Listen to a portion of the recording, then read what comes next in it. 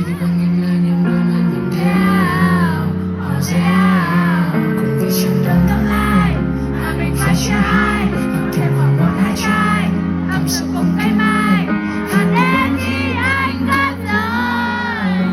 là sao mong mang cả đời. Khi anh đã có tất cả rồi đã chẳng còn em nữa. Khi ta đã đủ sự trưởng thành đã chẳng thấy nữa cho đối phương. Tình yêu này có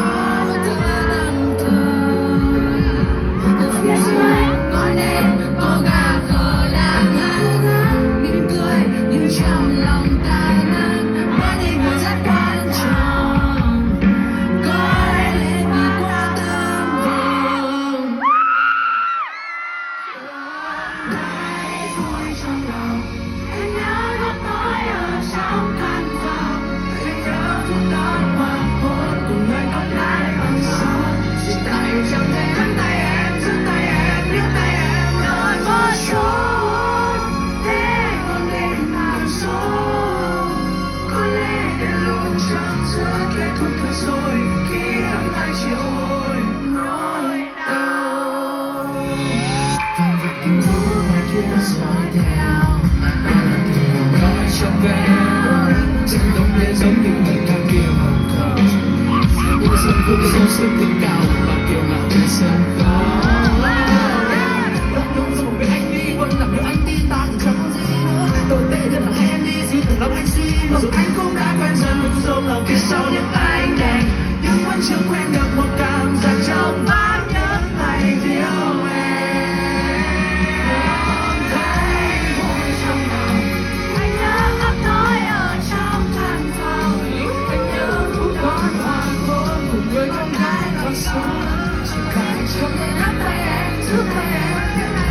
đợi một chút để anh còn mình càng sống có lẽ đến lúc trăng giữa kết thúc thật rồi khi âm thanh chiều hồi nỗi đau bầu đêm kia sáng dần lên rồi đêm thứ anh tìm đến một khoảng trời thật mới nhưng chẳng có em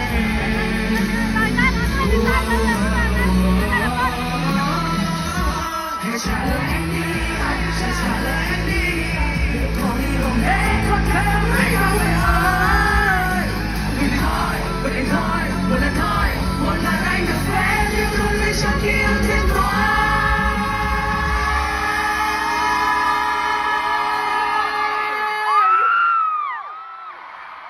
không thấy vui trong lòng mọi người hát cùng đúng không? Nói ở trong căn phòng anh nhớ phút đón hoàng hôn cùng người con gái còn sống chỉ tại anh chẳng thấy nắm tay em giữ tay em thật tốt đợi một chút để anh có mình càng sống có lẽ đến lúc trăng giữa kết thúc thật rồi khi âm thanh thôi nỗi đau không thấy vui trong lòng anh nhớ khắp tối ở trong căn phòng anh nhớ phút đón hoàng hôn cùng người con gái còn sống chỉ nắm tay em giữ tay em níu tay em đợi một chút để con tim càng sống có lẽ đến lúc trăng giữa kết thúc thật rồi khi âm thanh chiều hồi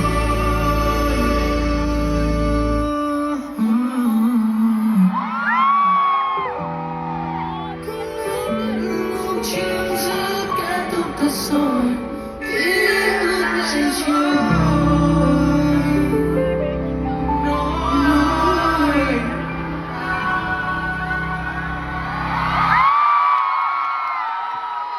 Một thưa quý cô và quý